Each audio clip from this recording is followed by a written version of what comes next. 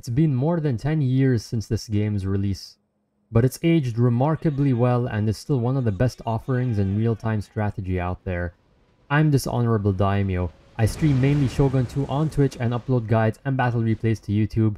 Be sure to hit the subscribe button to be notified on all my latest uploads. Total War Shogun 2 is a real-time strategy game set in 16th century Japan, a time of war between feudal lords and when the Portuguese arrived in Japan, bringing with them gunpowder and Christianity. In the single-player campaign, you take command of one of the major factions of the time period, building armies, improving settlements, and engaging in war and diplomacy with other factions on a turn-based map.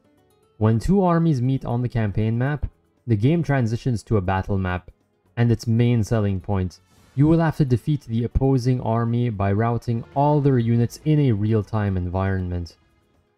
In battle, you will make use of a variety of unit classes from sword infantry, spear infantry, cavalry, archers, and gunpowder infantry, along with some special units. Within each unit class are multiple tiers of units. Ashigaru are the lowest tier, rank and file soldiers, relatively weak but cheap, while samurai are stronger and more durable but much more expensive and harder to replace. The different unit classes are balanced against each other in a rock-paper-scissors format. Spear infantry beat cavalry, cavalry beats sword infantry, and sword infantry beats spear infantry. Unlike rock-paper-scissors, the outcome isn't absolute. Terrain, weather, maneuvering, and the surrounding environment play an important role. While a unit of spear infantry will defeat a unit of cavalry in a straight fight on even ground, 3 units of cavalry attacking from different angles at the same time can quickly rout the spear unit. Unlike other RTS games like StarCraft, which rely on HP systems, units in Shogun 2 make use of morale, representing a unit's will to keep fighting. When a unit's morale drops too low, it'll rout from the battlefield. Victory is achieved when all opposing units are routed. Being on the high ground will improve a unit's morale, while a unit struck in the flank by a cavalry charge will see its morale drop. Check out my video on morale for a bit more detail on this mechanic. The most enjoyable part of the game is using your knowledge of unit strengths and weaknesses to form a battle plan, making full use of combined arms. A basic example is placing your spear infantry in a strong defensive position, pinning down an enemy unit and leaving it vulnerable to being charged in the flanks by your cavalry and sword infantry. The goal of the campaign is to conquer a set amount of provinces, including the capital, Kyoto, at which point you will be declared Shogun of Japan. In many strategy games, including other Total War games, the campaign tends to become easier as it progresses. You will have so much money and so many high-quality armies that at a certain point the game is a foregone conclusion. Shogun 2 features the Realm Divide mechanic. As you conquer more territory and score more heroic victories, your status will grow. And once you have become too powerful in the eyes of the Shogun, the rest of Japan will band together in a coalition, excluding your closest allies. It makes for a satisfying endgame and means you'll be challenged to the very last turn.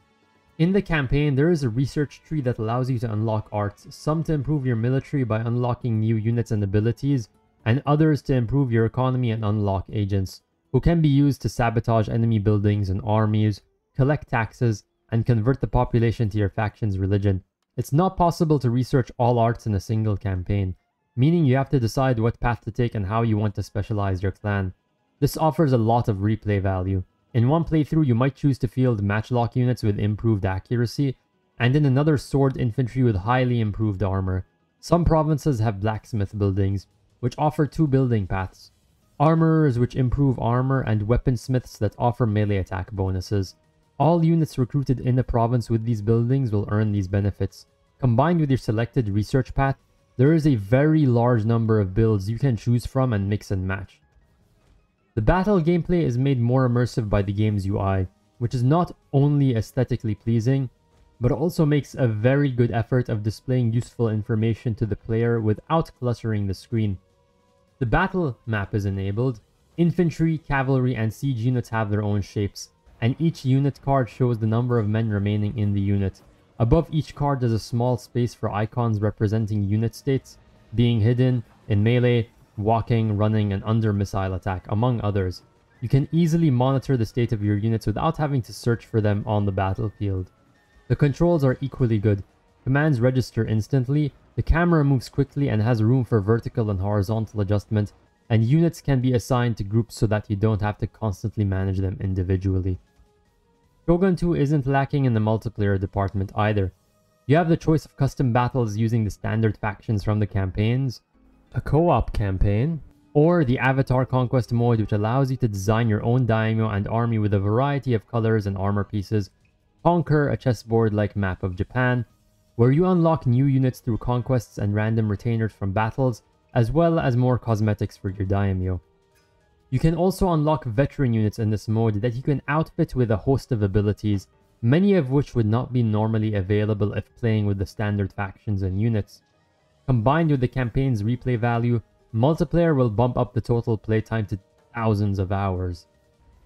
Graphics and visuals don't rate high on my list of what makes a great game, but Shogun 2 holds up incredibly well for a game released a decade ago, and still looks better than any Total War since, though the CGI cutscenes do give off its age.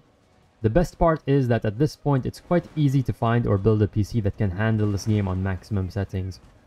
With my setup, I hover between 20 to 30% CPU and GPU usage on max settings.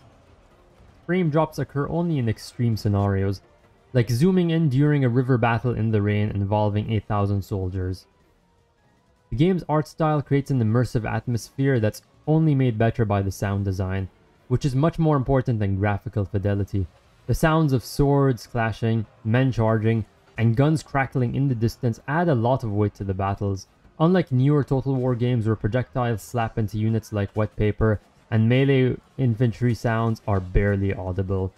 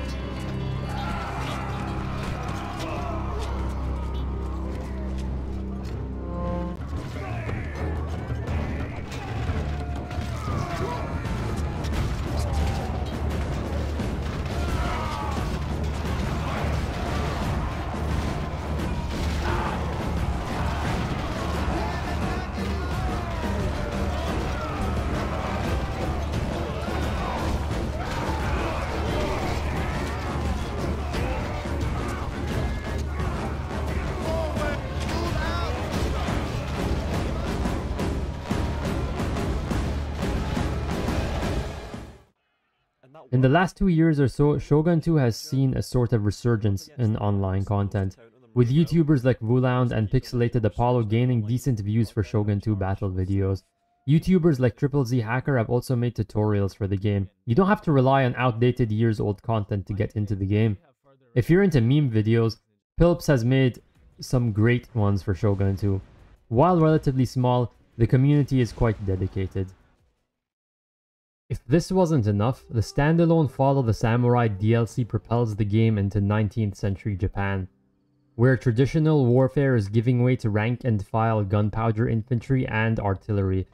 There's nothing quite like featuring foolhardy katana infantry boasting lavish armor in the same battle as line infantry outfitted with modern uniforms and the latest weaponry.